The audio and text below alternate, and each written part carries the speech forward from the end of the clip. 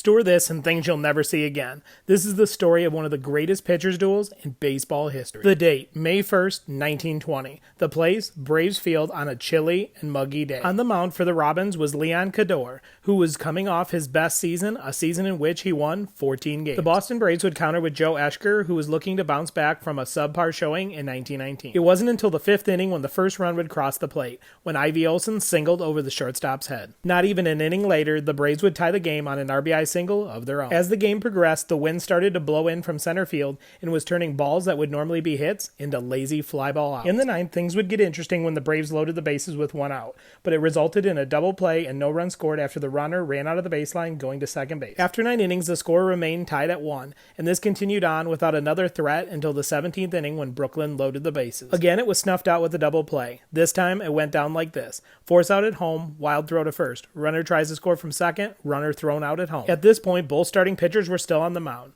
which was almost the equivalent to pitching both games of a doubleheader, and the game wasn't even over yet. Once they reached the 23rd inning with both starting pitchers still on the mound, they broke the National League record for number of innings played in a game. 3 innings later, with a darkening sky, the game was called despite the protest of players saying they wanted to play the equivalent of 3 9-inning games. When this game ended, it entered the record books as the longest game in baseball history. Remarkably, this game only lasted 3 hours and 50 minutes. Both pitchers who started the game finished all 26 innings. Each pitcher only allowed 1 run, struck out 7, and there was only 1 wild pitch between the two of them. Unfortunately, there is no data for the total number of pitches thrown, but if you had a guess, what do you think it would be? Want more baseball content? Hit that like and follow button.